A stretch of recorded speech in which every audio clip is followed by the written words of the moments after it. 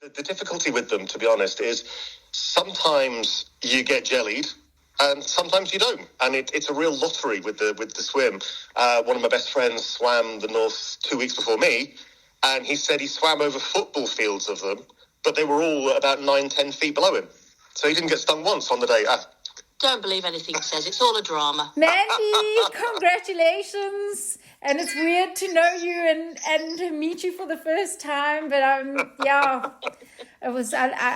talking to Ady because I just watched your documentary last weekend. And what an incredible support you were throughout the process. And what a great big drama. Hey? I mean, the moments on the boat where you said, "You silly man." I think the worst things. There have been some funny ones. There have been some funny ones. But, I mean, it's useful to have just sort of Mandy in on the chat because, I mean, one of the things I think it would be important for Kat to realise, especially if she's seen Sea Donkey, is that was probably one of the worst crossings. You know, a lot of people have much better crossings. The best of it is, for about 12 or 13 hours, it was flat calm. It was absolutely beautiful. Yeah. And then just at the end, because you were cold and you got stung. Yeah. But Ade makes a drama out of every swim. Every single swim. I mean, we thought it wouldn't make a very good documentary because it was so calm. It was such a perfect day. And then the end of it, obviously, clearly things were a bit different. Went a bit south. Yeah. Yeah. But I want to ask. But no, it's a tough swim. But yeah. You need somebody who knows you really, really well. Because the first time we noticed how blue Ade was when we saw the documentary on the big screen, and we all went, "Crap!" It was quite blue. Yeah, but you don't notice over time.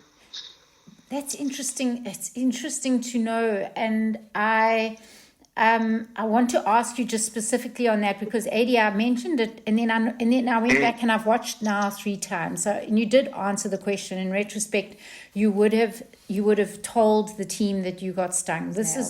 But in the documentary they flashed to an EpiPen, and I wasn't sure whether that was something that could have been used to assist with the. No. Okay. No, that was because Ade has an allergy. I'm allergic to wasp and bee stings. Yeah. And so we didn't know quite how he would react to the jellyfish stings. But the one thing you have to be is honest with your crew. If you're not honest with your crew, there's no way we would have pulled you out unless it was absolutely necessary. And what Ade now knows, we've done several other swims since. And in Molokai, when you said to me, "I'm getting out," I said, "No, you're not." And I said to the kayaker, "Do not let him out. Don't let him touch anything. Don't let him touch the boat." Because she told the skipper on the boat to move away from me. To move away from me, because I knew that if he got out at that point, he would be absolutely devastated, and he'd be gutted with us for pulling him out. Yeah. So we were like, "No, you're not getting out." So you have to be tough, but you have to know your swimmer and know when it's enough is enough. Tell me what that means for you, Mandy. What does knowing your swimmer mean? Being honest. Yeah. Which you weren't in the North. But we knew you'd been stung, but we didn't know you'd been stung as much as you had because you weren't honest with us. Yeah. Because when we said, "Had you been stung?"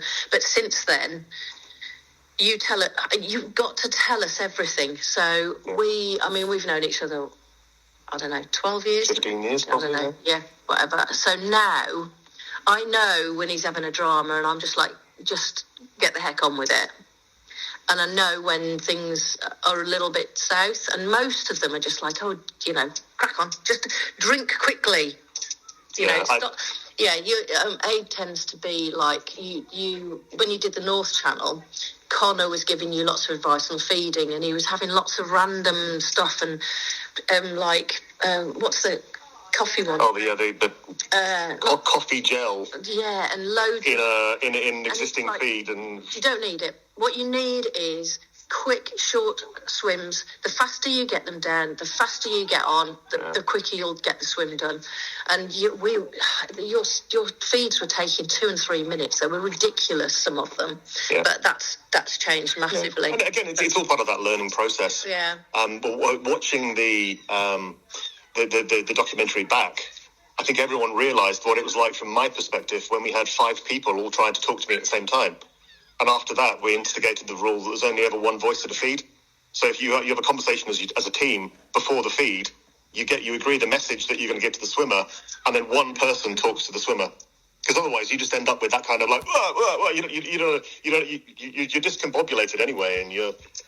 I think what happened was, I mean, the observer, Gary, was very vocal. Your brother was vocal. You watch, you can see what's going on.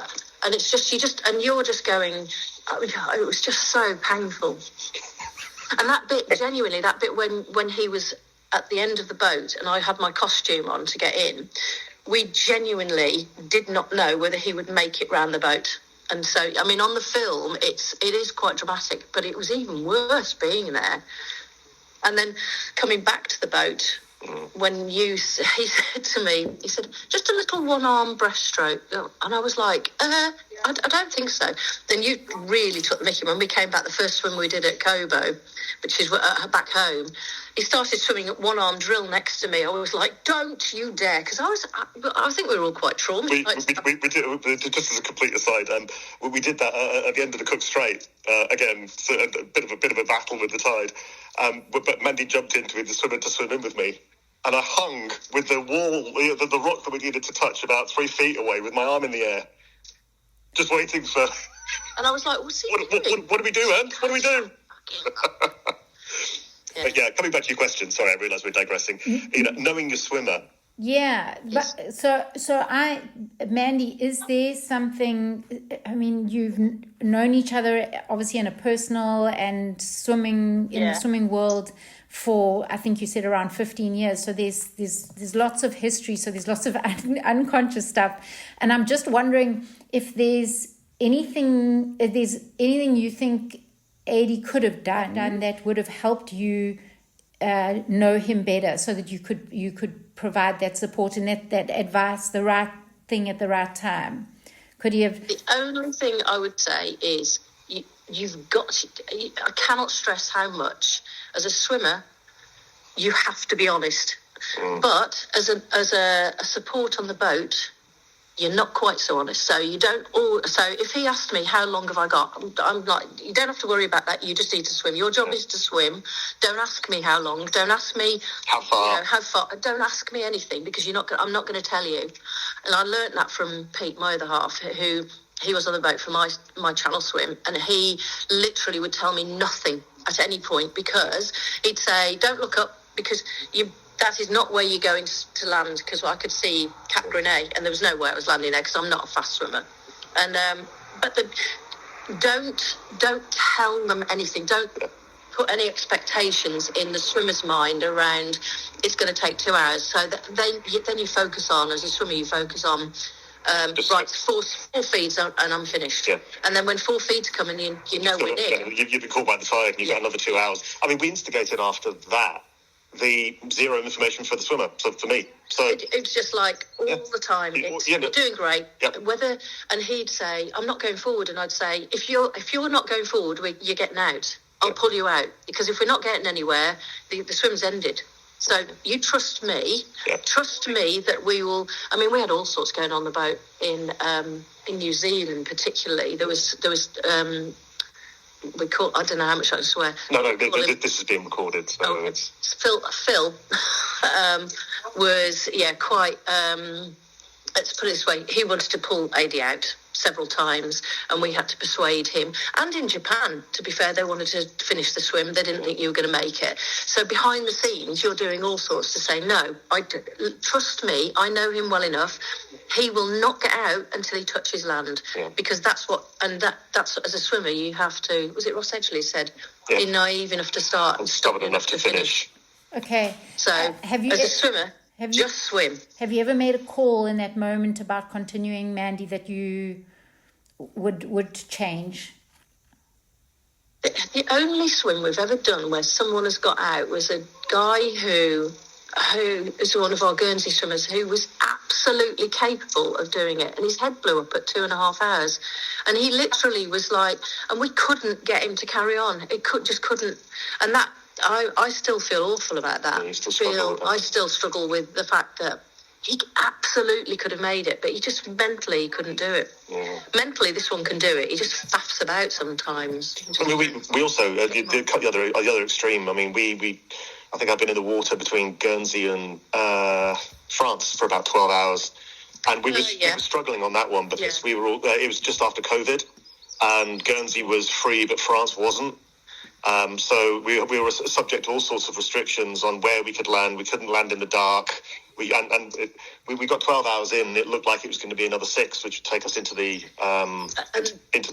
dark. That's the only time I've said to you, no, we're not going to make it. But Mandy, you should. I mean, I didn't have an issue doing that. Yeah. We were all well devastated, but actually. It was almost like a test swim, that one. Yeah. So you get so far and you think, but we're never going to make that. But from a swimmer's perspective, we've done enough together that when Mandy said, "That's it. Index, straight out the water." Yeah. No question. Well, we'll talk about it, and it's part of my brief now. When I brief swimmers, it's if I call it, we don't talk about it in the water. Yeah. If I say it's over, you get out. We'll talk about it in the pub afterwards. When everyone's back on dry land, the boat's safe, people are safe. Then we'll talk about it. And it's a good rule, I think, and it's one that serves us well. Fantastic. I'm going to jump into a big question because I wanted to just get the support crew is so crucial. And Mandy, I want you to fill in the gaps because there are going to be gaps. I'm sure you can. But Ady, my question is what you talk about and think about. It doesn't have to be specific to North Channel or your swims that you're testing. You're testing yourself, and my question is, what are you testing in yourself? If you have an awareness of that, what are you wanting to find out? And wow, this is deep philosophy. No, I think life is so safe these days. Life is so constrained. Life is the risk has been removed, and I think for me, it's very much.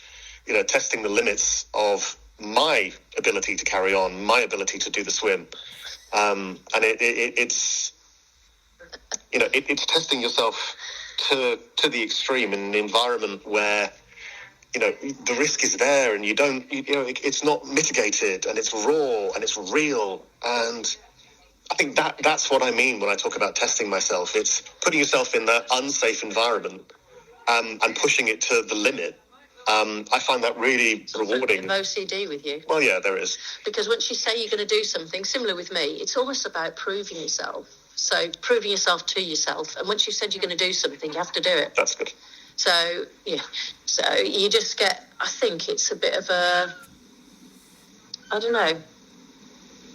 Once I've said something to somebody, I'm going to do this, then there's no way I'm backing out. So stubborn. You have to be pretty stubborn. Yeah, I also think never give a guy with OCD a list. Yeah. Because I did. Wife's fault. Yeah, I know. I did the round Guernsey swim, which I think was going to be the end of it for me. I'd done it. I'd swum around my home island, brilliant. And then Roger Alsop, the guy who got me into it in the first place, he was trying to do his second channel swim at 70. I think he was 70 years and 5 months. And he said, would you come with me and just do my qualifying swim with me? Just to keep me company. So I flew over with a hangover, got down to Dover Harbour. Roger was getting changed, jumped in with him, and I swam stroke for stroke and got him through his 6-hour swim. He got out, he got his 6-hour qualification badge. I was putting my clothes on, and they walked up to me and said, well, here's yours. I was like, oh, what do I do with this? And somebody shouted, swim the channel. Okay. And it was as simple as that. I wasn't even there to qualify, to do a qualifying swim. I didn't even know how the process worked. And I think by the time we'd left the harbour, I had a channel swim booked. So, but there's a beautiful, and it's a question for both. Oh, there you are. the video is just going, it's gone sideways, and it doesn't matter. But it's such a lovely description of like, and I'd love you to, if you can, paint a picture of like the phases of your journey. Because there's this naivety that I hear, or kind of, innocence, and then you go through phases of where you talk about, I think with Catalina, it got really businesslike, and that. So how would you describe maybe the different phases that you went through as you rolled out your swims? Yeah, no, it definitely, it is phases, and it is very much different phases. So the first one, and the real epiphany moment was actually, but there's a swim from the island of Guernsey to the island of Herm. It's about 4.5K, and it's beautiful. It's a lovely little swim. But I'd been out of the water for, I was always a tugboat rather than a speedboat when I was a kid. And my brother was doing that swim with a bunch of guys, ex-military guys, for a military support charity called Help for Heroes. He asked me over the Christmas dinner in about 2009, would I like to take part in the swim with him and the guys? I said yes. Of course, once I've said yes in front of the family, I can't back down. So we started training in the January. I loved it. I was normally working about sort of 16 hours a day, 6 days a week in the office. And this was just amazing. It was something, I was healthy. I was starting to lose weight. It was great. And in the March of that year, so it swims in late July, early August, I think. In the March of that year, the youngsters in the office took me out for a charity football match. First half went brilliantly. Second half, I went into a challenge, and we thought that we'd pop the football because there was this popping, snapping sound. Turns out it was the Achilles tendon in my right leg. So they put me in this huge padded moon boot that they, for Achilles repair. And everyone was saying, that's it, you won't be swimming in August, or September, July, August. Decided that I was going to swim, and that was the first time I'd ever made a decision like that. And I trained with the boot on and ended up doing the swim from Guernsey to Herm, wearing the big padded moon boot with both my legs tied together. And as I walked up the beach in Herm, it's the first time physically I'd ever in my whole life said, wow, what else can I do? Yes. So then there was the sort of the round Guernsey swim. So we tried that once and failed, largely because everybody said I wasn't ready, and they were right. And I got the feeds wrong. So instead of sort of having a high energy drink, I got the electrolyte version. So I was peeing like a racehorse. Andrea cooked up 24 chicken legs, and they just lobbed them out the back of the boat. So we started out knowing nothing, and we learned the painful way. Swam around Guernsey, thought that was it. I've told you about the bit with Roger, and that was the journey to the English Channel.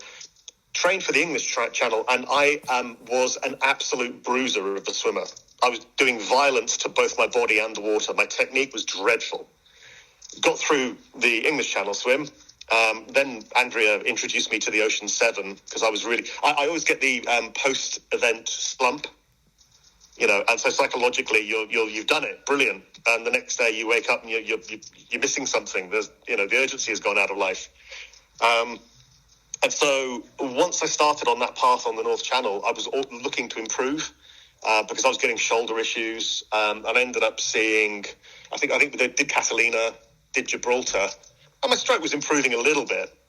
And then when it came around to the North, by sheer fluke, a guy who used to train the Irish Paralympic squad, I think he's in the film, Connor. Connor moved back to Guernsey because he married a Guernsey girl. And then I actually started to learn how to swim. And so that process started for the North, but carried on. So I ended up working with Connor a couple of hours a week for, probably 5 years. And actually now I'm a fairly competent, if slightly slow, freestyler. But the same journey that we went through with the technique, we also did in terms of learning how to crew, learning how to swim, learning how to communicate both ways. Like I said, seeing the film made a hell of a difference to our communications with the swimmer. We've been through the whole trying too hard.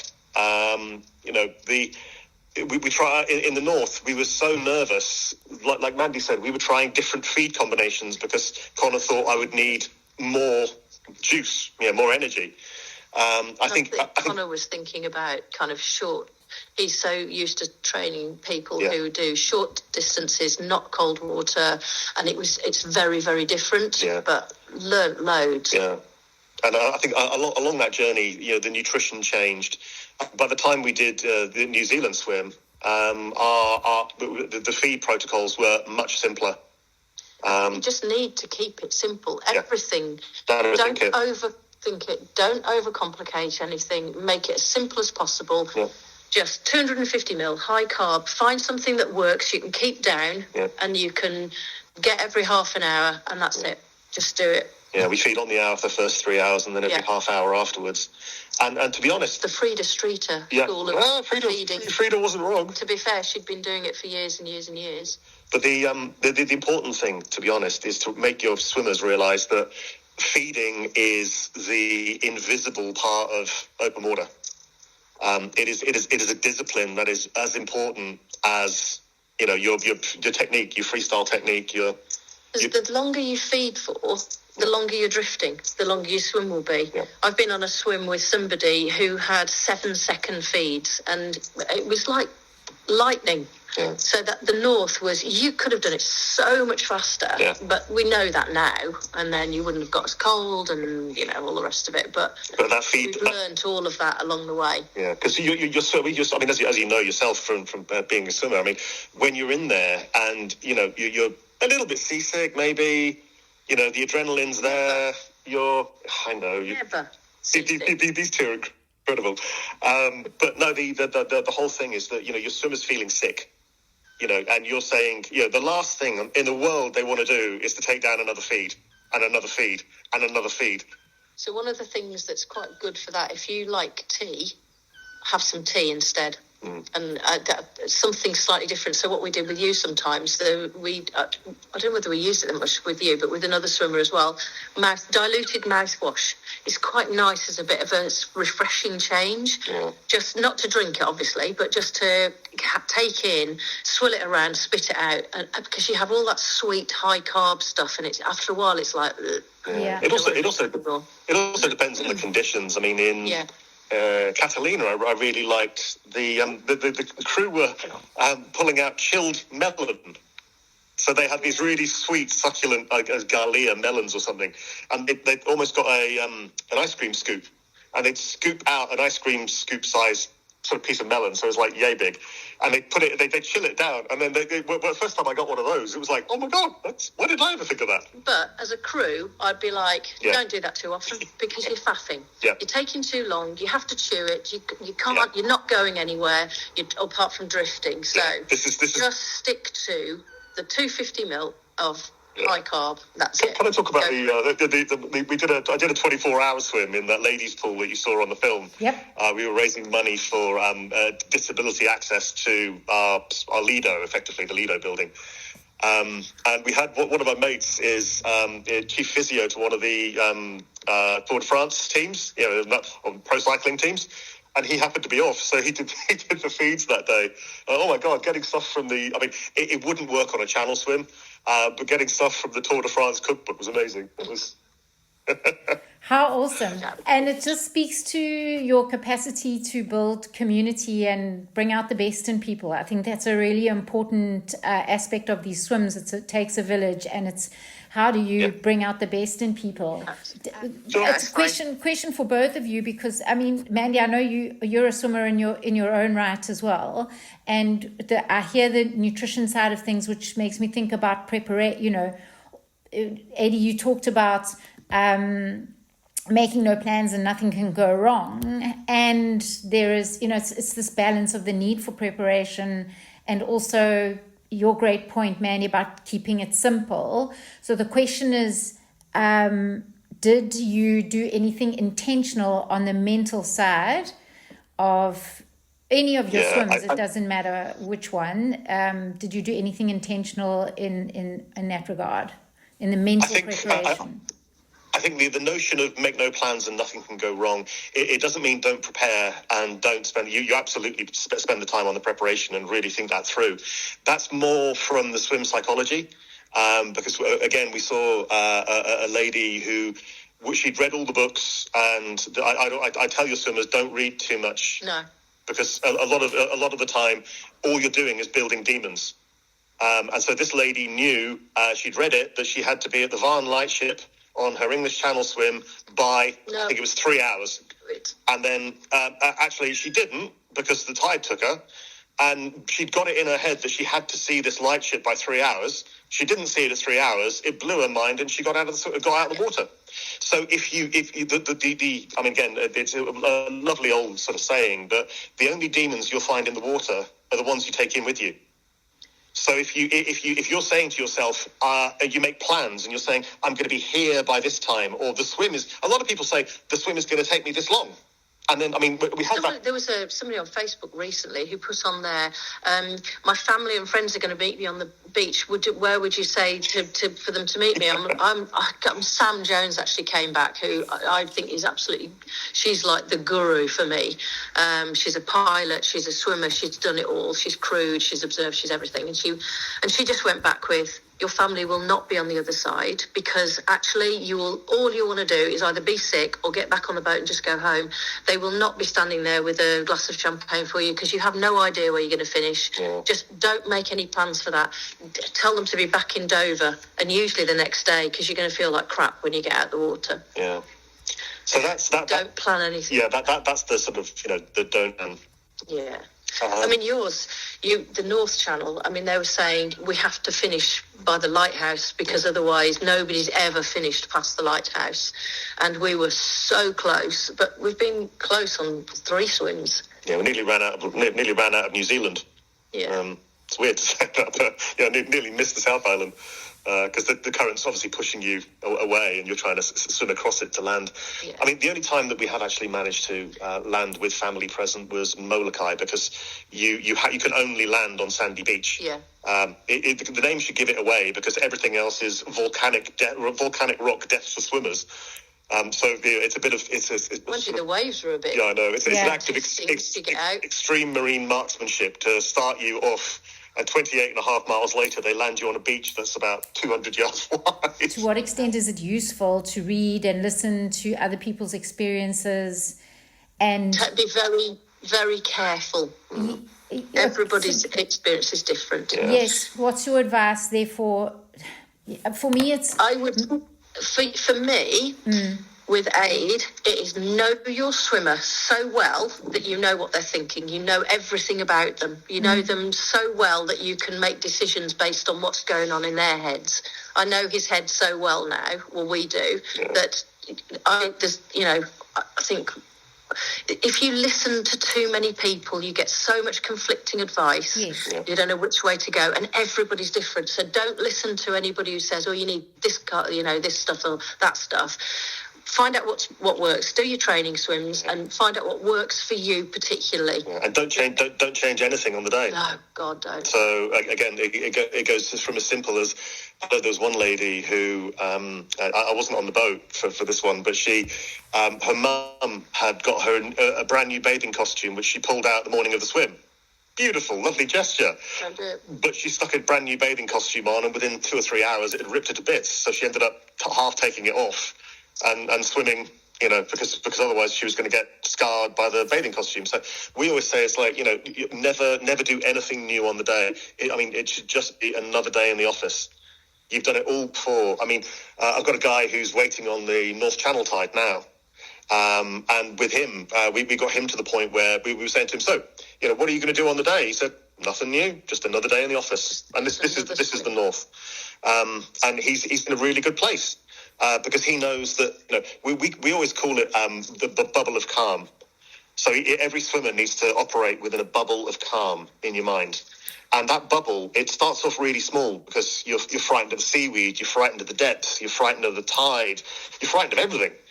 And over time, as you train and as you speak to people and you train with people, that bubble gets bigger and bigger and bigger, and you start to realize that you can swim the distance, and there isn't something down there that's going to swim out and eat you every second of every swim. You can deal with the feeds, you can deal with the cold, and the more you swim, that bubble gets bigger and bigger and bigger, and your swimmer should try and stay inside that bubble for the whole swim. But don't do what one guy did. I remember Paul. He had a complete, like, everything that could go wrong leading up to the actual day went wrong, and then he had to come back, and then he went back again, and then it all went a bit, I don't know, it just went all a bit pear-shaped. And I remember him messaging me going, so much for the imperfect day. And I went, there's never a perfect day for a swim. Yeah. You have to be ready for every single potential disaster before and get through it and to do it. Because there's never going to be a perfect day. Yeah, it's something my dad always used to say. Because bless his heart, he's left us now. But he always. No, he was a great guy. But he always used to say, I'd say, I really fancy training today, and he said, yeah, and you'll feel that way on the day of your swim, and you're still going to have to swim. So let's go. And I've already packed the car. We're going. Yeah. And it was you always swim. Even when you're tired, you Those are the best swims, because those are the ones when you get out and think, I remember doing a 5-hour training swim, and Pete... You cried the whole way. Well, I was crying on the boat before I got in. It was absolutely vile. It was raining, it was blowing a hoolie, and it was dark, it was vile. Yeah. It was a 5-hour swim I had to do on the east coast of Guernsey, and as we got on the boat, I burst into tears, and Pete just turned around and ignored me, because he said, and afterwards he said, if I'd have let you come out on that swim, that would have been it. Yeah. Because you have to. Those are the ones you have to get in and swim and do it, because that's the bit that makes you. Yeah. And I swear to God, he made me do an extra half an hour that day. Yeah. I'll never forgive him. Well, he used to take me out, and we'd just go out and he'd grab a kayak, and I stopped asking where we were going or how long we were going to be in for, because it's this whole dislocation of expectation thing. Get your swimmers used to the idea. And I do it with some of my disability swimmers, disabled swimmers, where you say to them, that they say, "Oh, we're going to do 10 today," and you say, "No, we're going to swim today." Yeah. And they get to 10, and it's like they're like, "Right, I'm finished." No, you're not. Tide's turned. You're doing another 4. Yeah. And you stay in with them, and you do that. If you do that with your swimmers as well, you just dislocate that expectation. So when they're on their swim and they think, right, it's been, I've had, so some people count. I mean, I can't hold a thought in my head if I'm brutally honest when I'm in the water. But some people will count their feeds, and they will, even at an unconscious level, they'll have gone 24 feeds, and I should be there. And when you're 30 feeds in, that's when the panic can start to really coalesce. And my biggest thing for you is your job is just to get in and swim. Yeah, swim. Nothing else. Swim to the next feed. Everything else, I'll take care of, or we'll take care of on the boat. You don't need to know what's going on the boat. We'd never eat in front of a swimmer. Yeah. You're not too bad about that, but some people get really freaked if they see you eating and stuff. So our rule is never eat in front of a swimmer. Never tell them if things are going a bit tits up on the boat or something's happening that they don't need to know about. Your job is to swim. Our job is to take care of everything else. Yeah. You're talking about, and you talk a lot about the balance between work, life, training, family.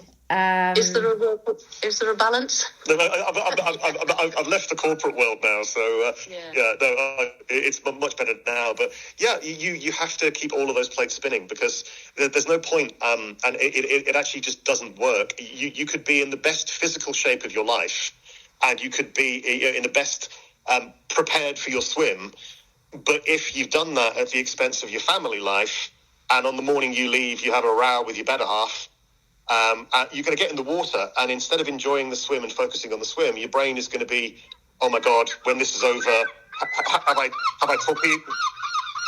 Sorry, seagulls. Have I torpedoed my relationship with my partner? Have I torpedoed my job? Have I damaged myself professionally because I haven't been there? You've got to keep all of those plates spinning. Which is why I think I talk in the film, and I talk to people a lot about, when you embark on this, it can't be a pursuit for you. It has to be a pursuit for you and everybody around you. And if you can get that part of it right, including bosses buying in, for example, because then it's not something they're fighting you over. It becomes their project as well. And so, if you can get that to work, I mean, you'll always get the times where, we try to entertain quite a lot at home. Andy's a really good chef. But I was doing a 6-hour swim, coming back, having a couple of hours unconscious in bed, and then having to stand up and host sort of 10 for dinner. And that kind of worked, because while I was out swimming, Andy was doing all the preparation. But after a while, it was kind of like, you could come and help with the preparation once in a while. So, you need to balance all of that so that, the swim doesn't, it's as important, but it doesn't sort of, reduce the importance of other parts of your life. And I heard you talk about, it was an interesting insight around trying to do it right. So the healthy eating and all of that. And then actually it would have been better just to have chips and a steak. Not healthy eating. Yeah. Again, this is I love Connor to bits, but when we were training, again, he was trying to help me see what professional athletes do. I think that works, though, if you've got a chef at a limitless budget. Because I was trying to do the kind of the proper carb loading protocol with none of the chef to make all the foods for me, none of the budget. It would have been great to have blueberry muffins at 6:45 in the morning. Carry on as normal. Yeah, and I think that was the big thing again. It's just know yourself and keep it simple. I think we tried to overcomplicate things that year. Yeah. Okay. I think people do. Yeah, sort of over-engineer it and try and control too many of the outcomes. Your body is used to having what it has, and you're working on that. So just be the healthiest version of yourself. Yeah. That you can be. I mean, when we swam the channel with Ian, when we crewed for Ian, we went over and we were in the pub, and there was this two guys in there who were about to swim, and one of them said to us, we all had like a pint of Guinness, and somebody said, "Who's the swimmer?"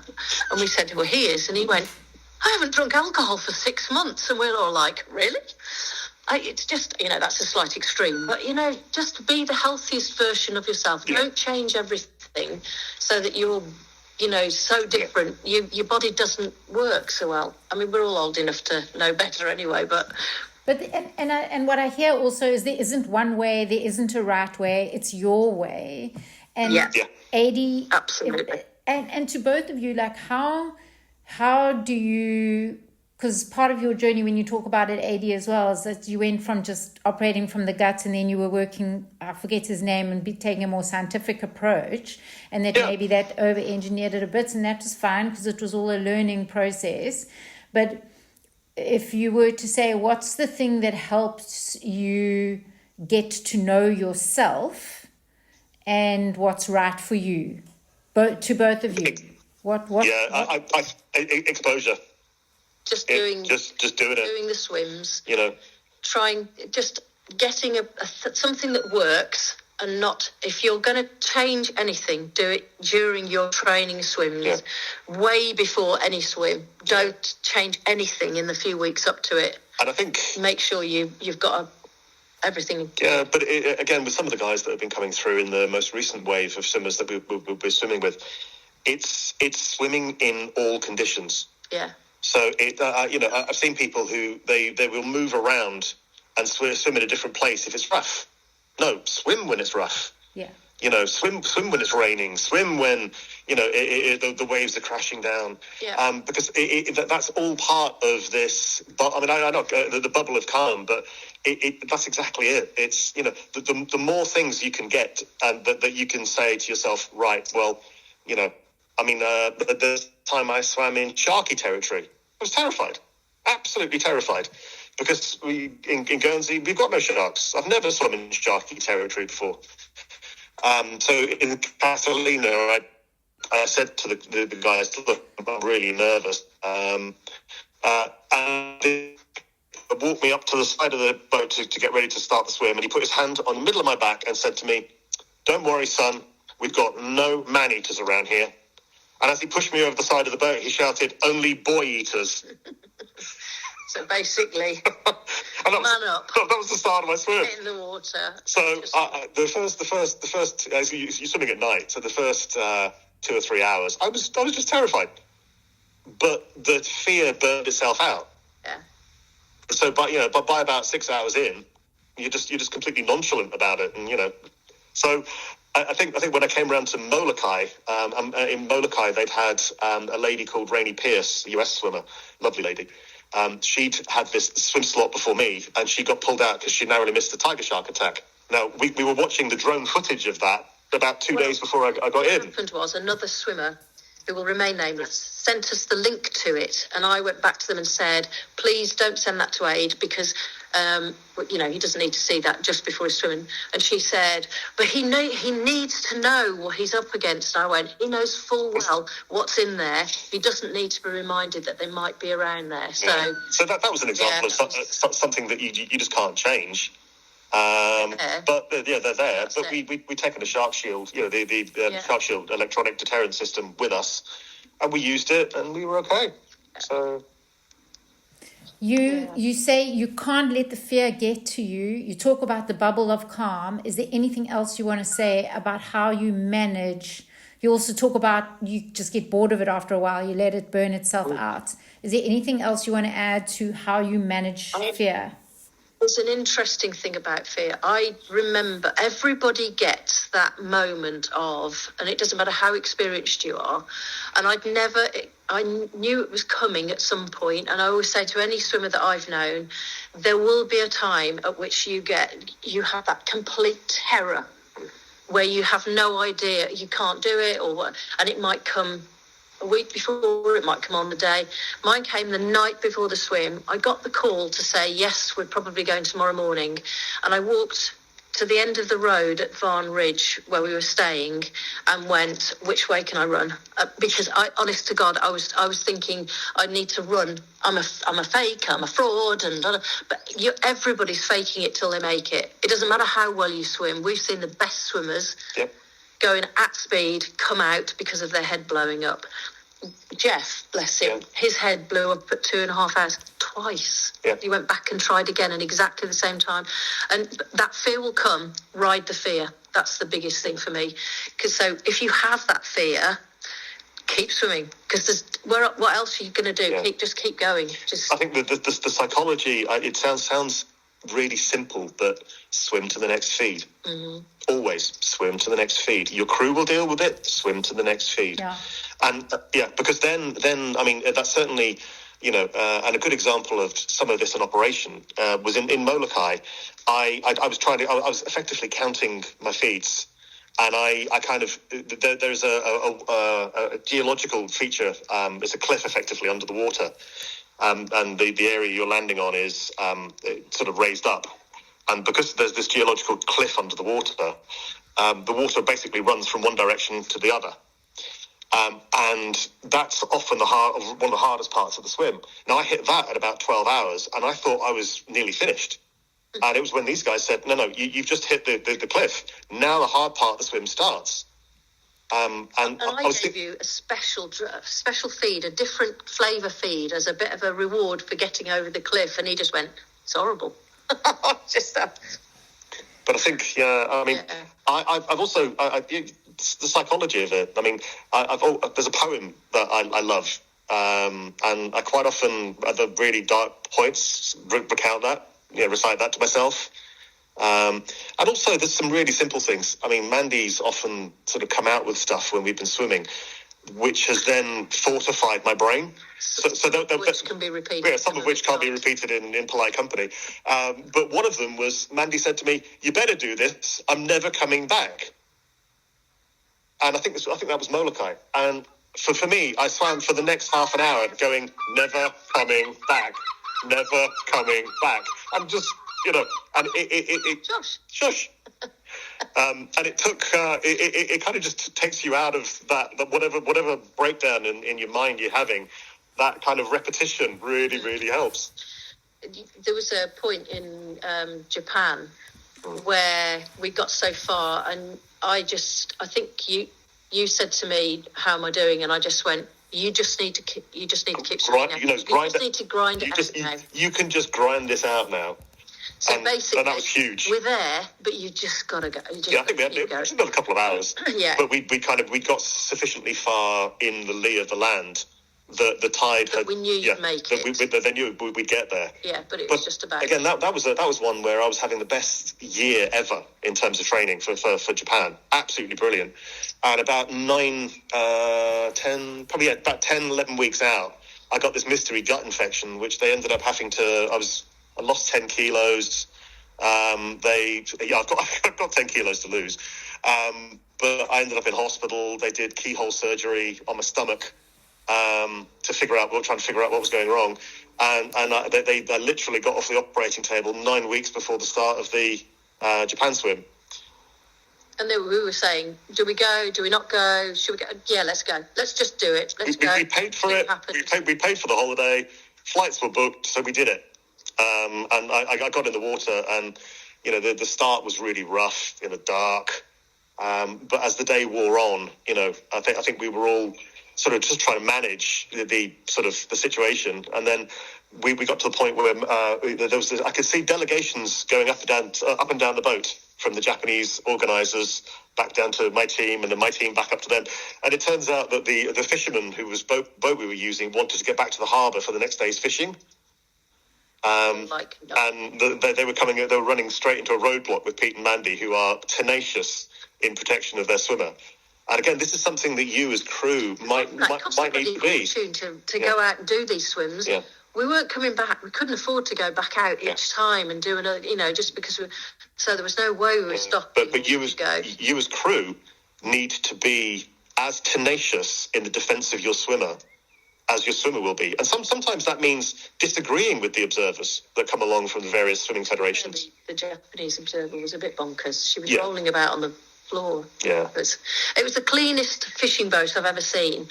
And we all came down with a mystery virus just before the swim, and Pete had kind of a sleeping sickness. He was really poorly on the boat. So apart from anything else, your crew can also be ill. So just be conscious that there's somebody, I don't know. I mean, we're fairly robust, both of us. So we rarely get anything. We don't get seasick. We're fairly sorted. But Pete was proper ill on that swim. He couldn't have done anything. He was on the boat and he was being sick and he was like asleep in the corner. So unfortunately Simon was there with his little seat and whatever. But so if someone's taken ill, you have to have somebody who's really on it. I hear you on the day, how one makes decisions about when to stop and when not to. But in training, and you were talking about, the important ones were, and you were talking about Mandy when you were crying and it was awful, and you talked about ones similar for you, Ady. But there are times when you need to say no. And you need to know your body. Okay. You need to know your body really well and know when. So it's going to hurt, and it has to hurt, because there are times when you are just exhausted, you're struggling, but those swims make you.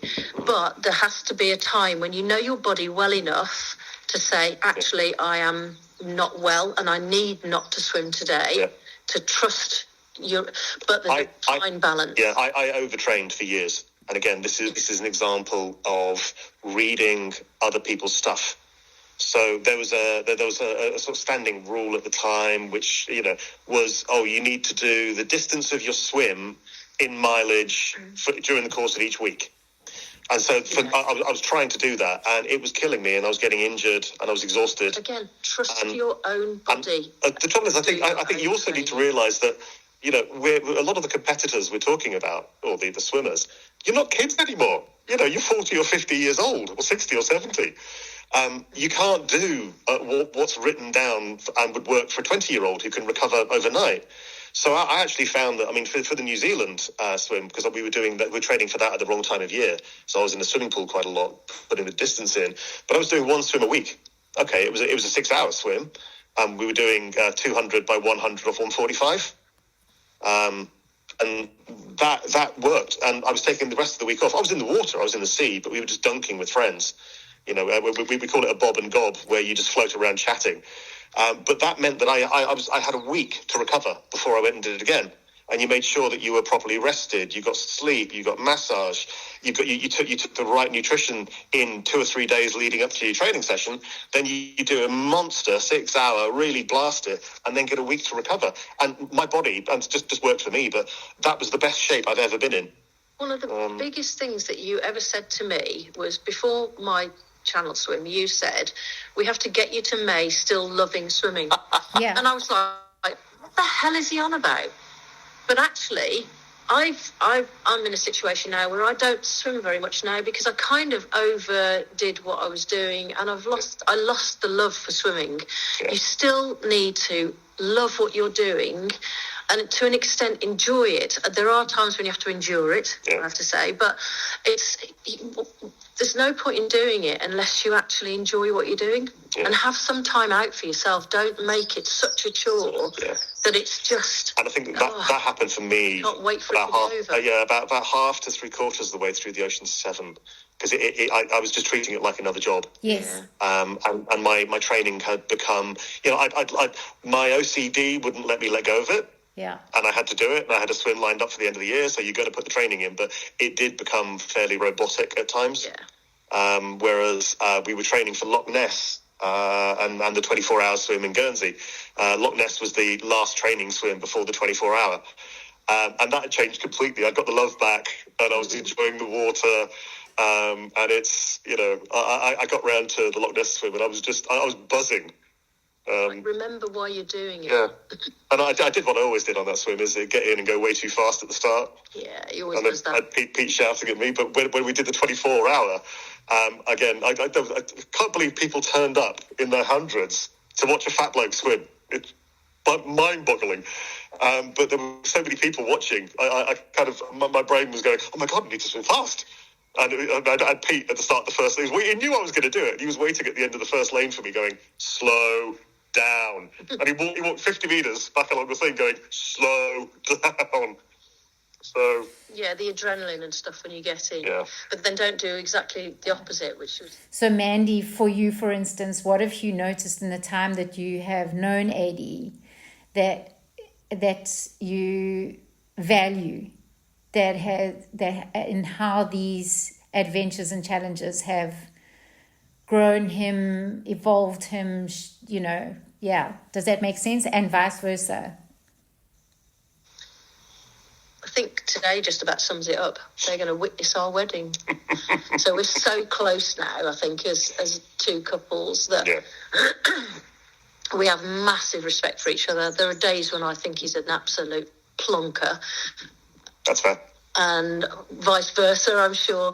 It's like I don't know, we've got quite a symbiotic relationship in and on the water. I think for me it's summed up by, together we run a disability swimming club. And we're able to have conversations from 25 metres away. And I don't mean shouting at each other. I mean, I'll see a look, and there'll be an eyebrow and a glance. And I know exactly what Mandy wants me to do and go off and achieve it. And people are looking at us going, how did you know that she wanted you to go and do that? It's like, couldn't you tell? I guess our communication is now, it could be fairly non-verbal, because if you're in the water, I only have to give one gesture. Yeah. Usually you know exactly what I'm saying to you. Yeah, we have a non-verbal, almost a really good non-verbal communication. I mean, I tried to get through the which one was that? That was the Tsugaru Strait in Japan. I tried to get through the whole swim without saying anything. Impossible. Yeah, I didn't quite make it, but it's a great discipline to give to a swimmer. We're going to do a 6-hour training swim, and you're not going to say a word. Mm-hmm. Now you need to be careful for your for hypothermia, and that's when you often get say what matters. daft questions. But if you can get a swimmer to do a 6, I mean, again, I did it quite a lot when we were training for Cook Strait. 6-hour training session, didn't say a word. Your crew talks to you. That's it. Yeah. They feed you. That's it. You don't need to speak. You have the occasional. Yeah, thumbs up. I mean, there was a lot of you all right? Yeah. And to really test and establish that non-verbal communication so that on the day it's as efficient as it can be. Wonderful. Yeah. Well, I think, to be honest, one of the things with Mand is I've carried a lot of what Mandy has said to me over the years, these little sound bites, but you never forget them. The context they're delivered in means that you take those forward. And I mean, it's simple things, and I've used it with other swimmers. I mean, there was one where Mandy, I was being a drama queen in the water. Nothing there then. Yeah, thank you. And Mandy said to me, "This is your dream, not mine." Yeah. I don't have to be here. This is your dream, not mine. Yeah. And I've used that so many times. When you've got a swimmer that's having a hissy fit, you just lean over the side and say that to them. Wow. Yeah. It's like, they'll spend the next half hour thinking about that and going, actually, yeah, this person has come all of this way. We've put all of this training in because it's my dream. And when you're angry, yeah, but when you're angry as the swimmer, and you will get angry, you'll get frustrated. Very cross with me. Yeah. but your swimmer, bringing your swimmer back down to the fact that you're all there for them. Mm-hmm. That's huge. I mean, there are some other expressions. There's one that was borrowed from the, and again, this wasn't Mandy, this was somebody else, but it was borrowed from the rock climbing fraternity, where they turned around and said, if you think you're fucked, you're only 45% fucked. Again, it's a great way of just summing up in the time you've got on a feed for a swimmer. These sorts of sound bites are just amazing. So yeah, I think a lot of, and I've used them in all walks of life, but a lot of those sayings are absolutely true. Yeah, and it's. I think you are the maestro of timing, of tough love, Mandy. From my observation of just saying the right thing that puts that puts the control and the agency back with the swimmer. They don't get it to feel sorry for themselves. They get yanked out of that. In a really a kind but delivered in a really clear and tough way. That's how it comes across to me. Is it? Yeah. I mean, everybody thinks because Pete was in the Navy and he was, he's quite a tough guy. He's a tough guy. But he's actually good cop and I'm bad cop. Yeah. But I think it's because I know how important it is once you make a decision to do something like this, to get in and swim and do something like this. It is your dream, and I know how hard it is being. I mean, I think I said at the beginning of Sea Donkey, as he gets in the water, I say, "Oh my God, I've never been so nervous," because I remember what it's like to get in the water, and I was so nervous for you because it was the first swim after my channel swim. Yeah. And that was massive. And I know how much it means. And I knew how tough that swim would be. And I know that you would have gone bonkers at us if we'd have pulled you out for any other reason. Yeah. And you got to trust us on that. So the only time we will pull you out is if it's really necessary. Yeah. And the swimmer has to make the decision, I am not getting out until they pull me out. Yeah. Or until I touch land. Yeah. So the swimmer has to, you'll feel crap, you'll feel awful, you'll feel cold, you'll feel everything at all. But you just